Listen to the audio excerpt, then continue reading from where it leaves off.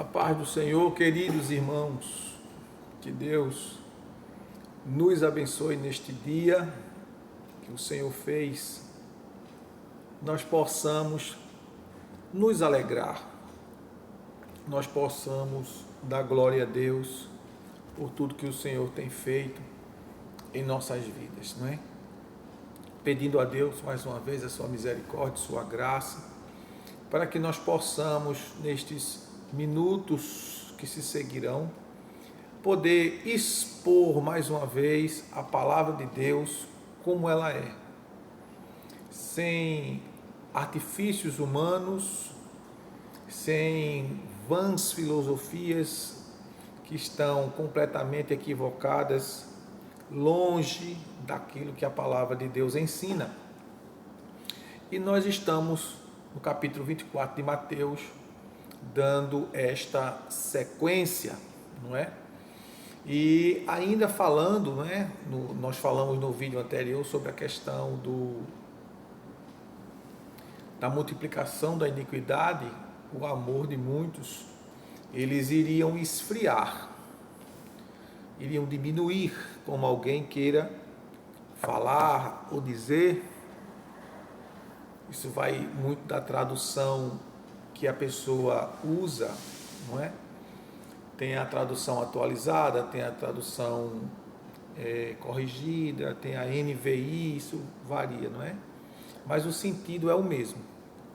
Então, diante disso, meus queridos, gostaria que você deixasse a sua Bíblia aberta no capítulo 24 do Evangelho segundo escreveu Mateus, quando Jesus Cristo, ele profetiza sobre as coisas que em breve deve acontecer. E no vídeo anterior nós falamos sobre a questão do amor, do esfriamento espiritual em decorrência do declínio do amor. E por se multiplicar a iniquidade, o amor de muitos esfriarão, disse Jesus aqui em Mateus 24:12. E quando a gente fala de iniquidade, a gente não está falando simplesmente ou meramente de pecados. É um pouco mais, né, do que um pecado, porque não é só um pecado contra Deus, é um pecado contra o seu próximo. E quando no vídeo anterior nós falamos sobre alguns dados, sobre a questão do esfriamento, né? Não só dentro da igreja, não só dentro do contexto da sociedade, mas mostrando universalmente o que o esfriamento espiritual, o esfriamento do amor, a remoção do amor tem provocado na sociedade e provocará em um futuro breve. Então, cabe a mim, cabe a nós, cabe a você, que tem responsabilidade com o Criador, com o Senhor, com o Salvador, cabe a você se policiar e não permitir que lixo seja acumulado no seu coração. E diante dessa questão, a iniquidade, ela fala de injustiça. Injustiça que, além de ser um pecado contra Deus, é um pecado contra o próximo. Jesus diz que nós devemos amar o nosso próximo como a nós mesmos. Se eu não tenho um cuidado, o mínimo que seja, com a minha vida espiritual, com o meu caráter, com a minha condução, se eu não tenho esse cuidado, comigo eu não terei com o outro. Porque o que eu quero, o bem que eu quero para mim, eu vou refletir isso para com o meu semelhante. E vem o próximo, mais próximo de mim, é a minha esposa. Depois vem os meus filhos, depois vem a parentela, depois vem meus irmãos em Cristo. não é? Eu falei dos mais próximos, que são aqueles que vivem diariamente, constantemente conosco, que é a nossa esposa, não é? Os nossos filhos, ou netos, para quem já tem o privilégio de ser avô. Parabéns por essa bênção de Deus, não é? Já tem os próximos, mais próximos de você. E quando nós nos referimos à iniquidade, nós também estamos falando das coisas ruins que acontecem no meio cristão, que não deveria acontecer, mas que infelizmente acontece. Pelo fato de que muitas pessoas que estão na igreja, não significa por estar participando de uma denominação ou congregando em uma denominação, não significa dizer que essa pessoa, pelo fato de estar em uma denominação, eu estou falando de denominações genuinamente cristãs, né? Não estou falando das seitas, não é? As seitas é outra história. Estou falando das denominações que são genuinamente cristãs, bíblicas, não é? Então, acontecem coisas que não deveriam acontecer. Aí vem a pergunta, e por que acontece? Porque a igreja ela é composta de seres humanos, de famílias. E onde há o ser humano, há falhas, há probabilidades de erros, há probabilidades de desentendimentos por questões de ideias.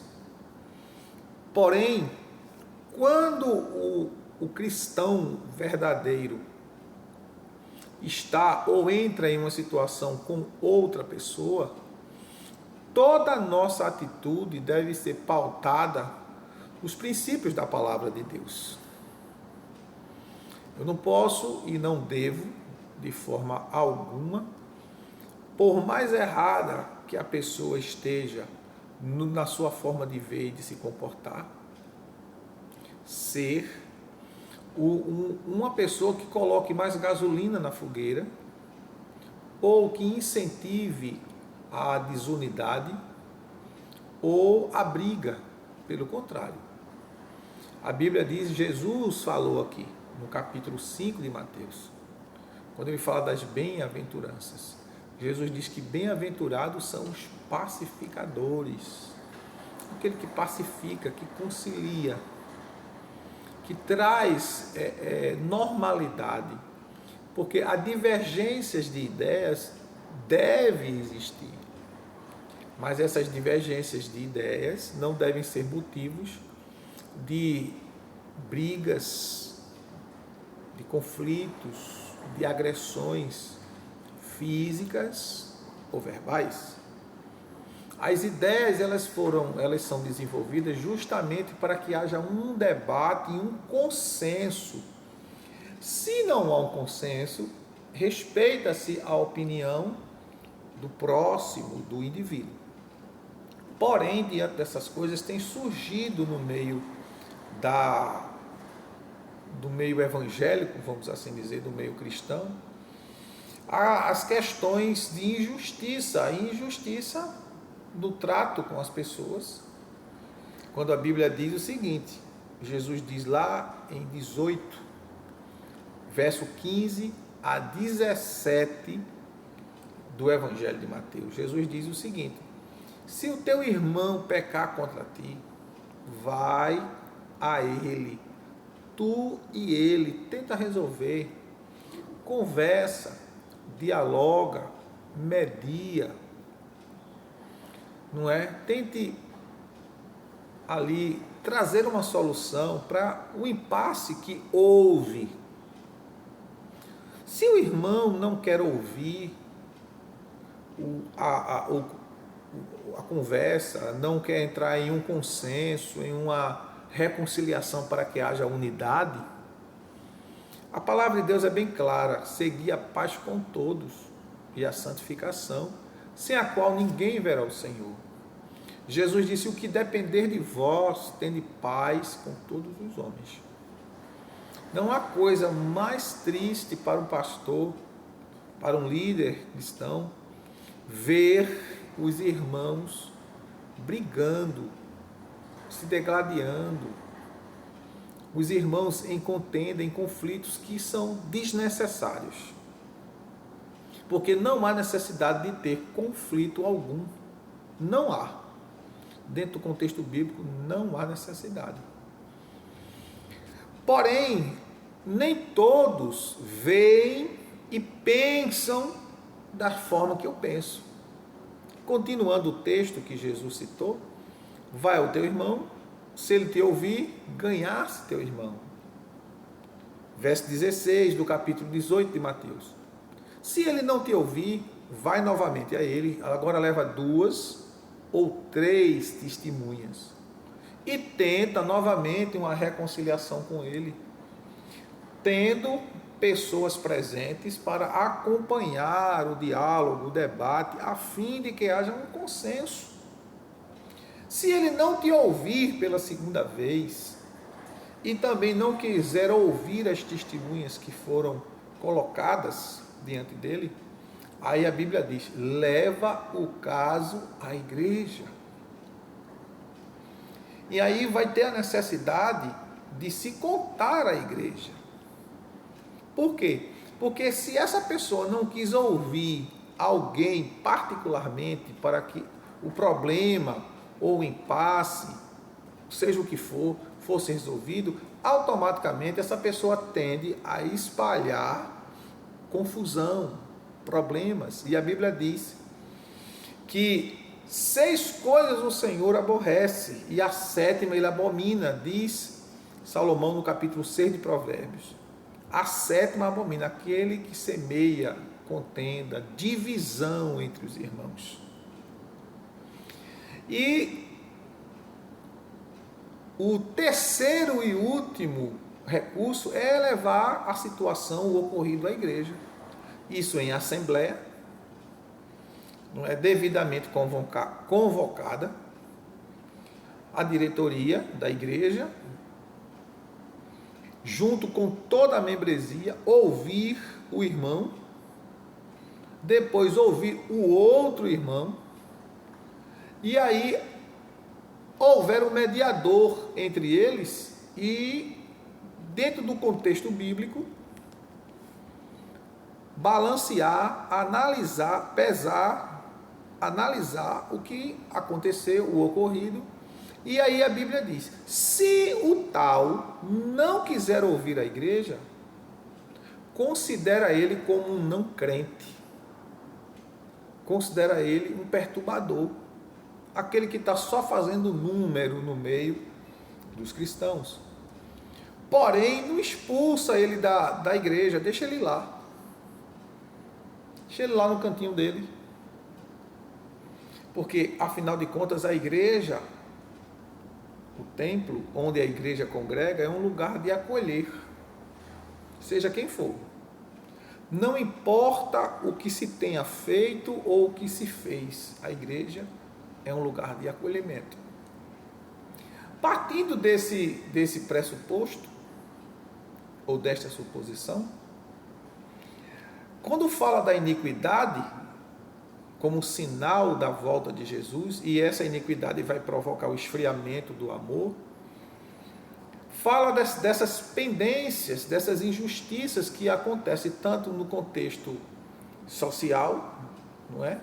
Como o profeta Isaías profetizou, que a justiça dos homens são como trapos de imundícia, que eles estão pegando a mentira e legalizando como verdade, pegando a verdade e legalizando como mentira. Isso tudo vai esmorecendo, desvanecendo a existência da pessoa humana, vai desestimulando a vida.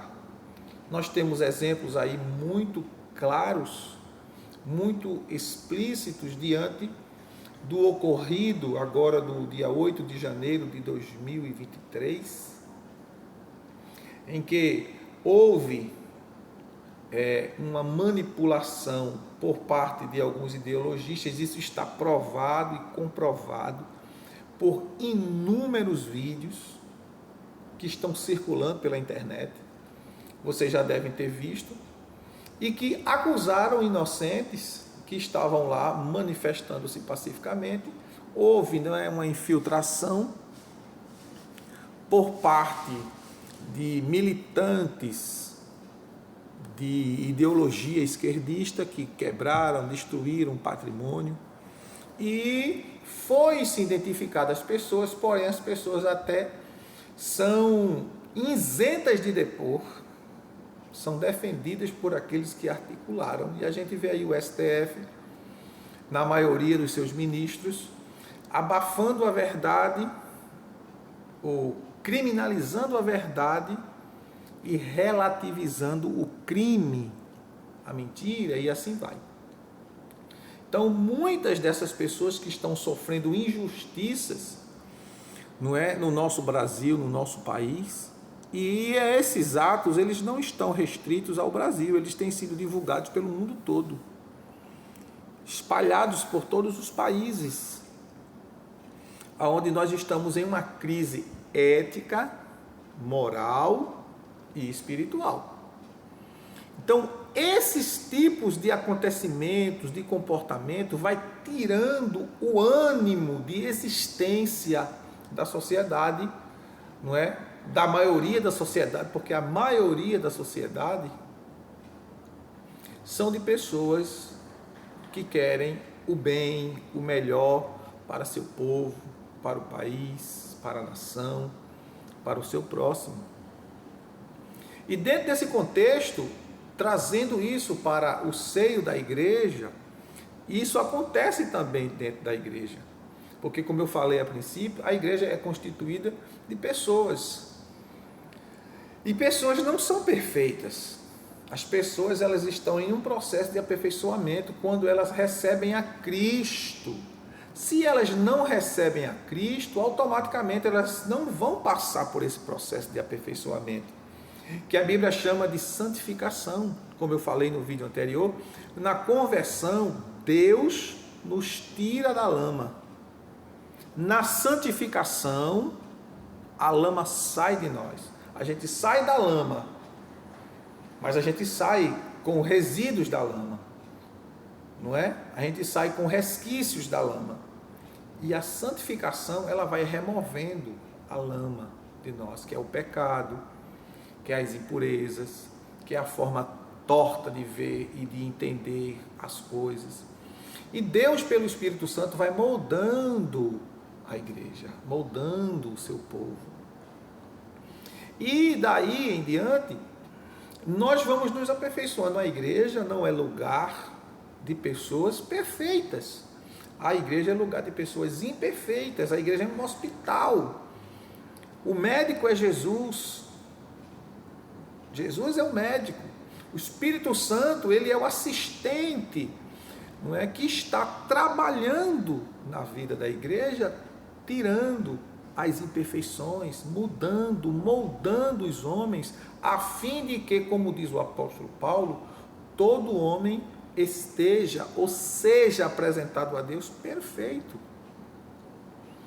E dentro desse contexto, no seio da igreja, tem surgido coisas absurdas e que precisam ser combatidas com inteligência, com entendimento, com amor, com sabedoria, através da palavra de Deus. Porque não se pode orientar, conduzir, aconselhar a nenhuma pessoa que não tenha base bíblica. E dentro desse contexto, as pessoas que estão no seio da igreja, que vêm do mundo, que se convertem, quer estar dentro do contexto espiritual, sem ter o desejo de encarar a realidade da palavra. Porque a palavra de Deus, ela nos confronta. A palavra de Deus, ela bate de frente conosco. O pecado está em nós.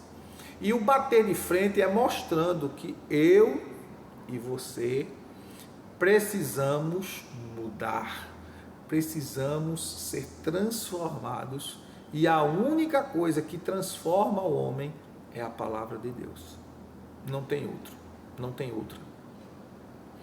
E isso, se o homem receber a palavra de Deus em seu coração, como diz o apóstolo Tiago, capítulo 1, verso 23, de forma mansa, além de receber a palavra de Deus com mansidão, com humildade, com alegria, entendendo que é um pecador, que precisa se arrepender, confessar diante de Deus e buscar em Deus a capacidade de trilhar um novo caminho preparado por Deus. E este caminho é Cristo Jesus, o Salvador. Então, a iniquidade se multiplicando, o amor vai esfriar. E as pessoas mais corruptas, mais injustas, muitas delas, são as que viveram no meio do Evangelho e saíram depois. Por quê? Porque eles não aceitavam o que a palavra diz. A gente tem um exemplo aí de cantores, não é? Que antes cantavam para Cristo, cantavam para Deus, mas que viviam uma vida promíscua de pecado, e a Bíblia confronta. Eles saíram, hoje cantam para o mundo, hoje negam a palavra, hoje falam contra Deus, contra as instituições cristãs. Só existe duas instituições que foram criadas diretamente por Deus. Primeira, a família, marido e mulher, macho e fêmea, e a sua prole. Segunda instituição, não é? A igreja. Jesus disse: edificarei a minha igreja. Então, a igreja não é uma coisa que foi criada pela mente do homem, pela vontade do homem, pelo conhecimento do homem. Não, foi Deus que instituiu a igreja por Cristo Jesus. Então, quando eu falo mal da igreja, por ter no seio, no meio da igreja, pessoas que se conduzem errado, eu estou indo de encontro a Deus. Porque a igreja é um hospital, todos devem vir à igreja, independente do que sejam, do que façam. E a igreja acolher e cuidar. Agora, muitos desses que vêm não se permitem ser tratados, confrontados com a palavra e andar em novidade de vida, porque quem está em Cristo, nova criatura é. As coisas velhas passaram e tudo se fez novo. Então, diante desse fato, precisa se avaliar. O amor esfriando, o amor morrendo, é um sinal do retorno glorioso de Jesus. Que eu e que você não estejamos nesse contexto, mas que nós possamos buscar a Deus em oração, como diz Romanos capítulo 5, verso 5, que o amor de Deus está derramado em nossos corações pelo Espírito Santo que nos foi dado. Peçamos a Deus amor, peçamos a Deus graça, peçamos a Deus misericórdia, porque sem amor, irmãos, não tem como viver. Sem amor o ser humano não vive, sem amor o ser humano vegeta. O amor constrói, o amor edifica, o amor fortalece, o amor consola, o amor acolhe, o amor perdoa, o amor ajuda, o amor levanta, o amor dá a mão, o amor sustenta, o amor socorre, o amor suporta, o amor sofre. E a palavra de Deus ela é linda, ela é fiel, ela é digna de toda aceitação. Não negligenciemos uma vida de amor. Também não mendiguemos amor de ninguém. Não esperemos receber amor, mas doemos amor, independente quem seja a pessoa. Porque amor se doa, se dá. Amor não se compra, amor não se vende no mercado, amor não se vende na feira livre. O amor só se encontra na pessoa bendita de Deus. A nossa natureza caída não tem condições de amar de forma perfeita como Deus. Por isso o verdadeiro amor vem de Deus, está em Deus. E nós só conseguiremos ser perfeitos em Deus se amarmos os irmãos, se amarmos os inimigos, se acolhermos quem realmente de fato precisa. Em Mateus capítulo 5, verso 43 ao 48, Jesus diz assim: ouviste o que os antigos disseram? Aborrecei aos vossos inimigos. Não é? Os antigos diziam assim: aborrecei aos vossos inimigos. Jesus diz: eu, porém, vos digo, amai a vossos inimigos. Orai por aqueles que vos perseguem e vos maltratam. Fale bem daqueles que falam mal de você. Porque, fazendo isso, amontoarás brasas de Deus sobre a tua cabeça. Aí ele diz no verso 48, ele diz: sede, pois, perfeitos. Como a gente pode ser perfeito se nós somos imperfeitos? Porque perfeito é Deus. Mas Jesus diz: sede, pois, perfeito, como é perfeito vosso Pai que está nos céus. A perfeição que Jesus cita ali não é a infabilidade ou a impecabilidade, mas a perfeição que Jesus fala é amar. O apóstolo Tiago diz que o amor encobre uma multidão de pecados. Às vezes a gente se preocupa muito com o que as pessoas fazem conosco. Não se preocupe com aquilo que as pessoas possam fazer contra você. Se preocupe em amá-las, em perdoá-las, em liberar perdão, em não guardar mágoa, rancor, ressentimento. Libere o perdão e deixe Deus tratá-las, falar com elas, agir por você, ser o seu juiz, seu advogado, seu defensor. Jesus, ele é especialista em fazer justiça. Não percamos o alvo. O alvo é Cristo. Que esse sinal da volta de Jesus, que é a falta de amor, não esteja nem em mim nem em você, mas que você seja um canal de Deus para cuidar desses que estão vazios do amor, vazios da graça de Deus. E dentro desse contexto, do versículo 12, ele diz no versículo 13 que aquele que perseverar até o fim será salvo. Insista, não desista, não pare, não descanse, não negligencie sua fé. Paulo diz no capítulo 12, verso 11 da carta aos Romanos, ele diz: não sejais vagarosos nos cuidados. Ou seja, seja ativo, seja dinâmico nas coisas que você precisa fazer em relação a esta vida. Mas ele conclui o texto dizendo: seja fervoroso no espírito servindo ao Senhor. Diz no versículo 12 do capítulo 12: sejam pacientes na tribulação, perseverantes na oração. Paciente na tribulação e perseverantes na oração. É importante se entender isso aí. Perseverar até o fim, não parar, não desistir.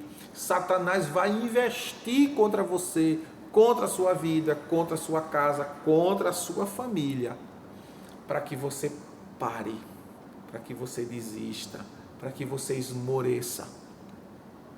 Paulo, escrevendo aos Gálatas, ele diz assim: e não nos cansemos de fazer o bem, porque no tempo certo nós vamos colher, se não houvermos desfalecidos. A gente não pode desfalecer, a gente não pode parar, a gente tem que perseverar, persistir. O desânimo vai vir? Vai. O cansaço vai vir? Vai. Muitas coisas vão vir, mas você não deve se deixar dominar por nenhuma delas. O cansaço, a tristeza, o desânimo, não é? A frustração, a decepção. porque o teu alvo é Cristo. Quem morreu na cruz por você foi Cristo. Quem perdoou os teus pecados foi Cristo. Quem escreveu o teu nome no livro da vida foi Cristo. Olha para o alvo, olha para cima, porque a gente precisa perseverar até o fim para receber a coroa da vida eterna. Guarda o que tens, para que ninguém tome a tua coroa. Que Deus te abençoe, que Deus abençoe sua casa, sua família, seu lar, seu marido, sua esposa, seus filhos, que o Senhor te faça prosperar em tudo. Não deixe de ouvir com atenção tudo que foi dito, tudo que foi falado, tudo que foi ensinado. Anote os textos, pesquise, pense, assista o vídeo mais de uma vez, analise, ore, porque eu não sou o dono da verdade. O dono da verdade é Deus. A verdade está em Deus, foi revelada em Cristo e está agora aqui, diante de nós. O verbo que se fez carne, o verbo que virou letra, que está entre nós, pelo Espírito Santo. Não deixe de deixar o seu like, fazer seu comentário, compartilhar. Vamos evangelizar as pessoas, evangelizar os desviados, evangelizar aqueles que caíram na fé, evangelizar aqueles que estão sem o seu quartel. Não deixe de interceder pela igreja do Senhor, pelos pastores, para que Deus abra os olhos espirituais de muitos pastores que estão cegos, estão alheios à vida com Deus. Que Deus em Cristo Jesus continue nos abençoando. Até a próxima, se Deus assim nos permitir. Fica na paz do Senhor Jesus.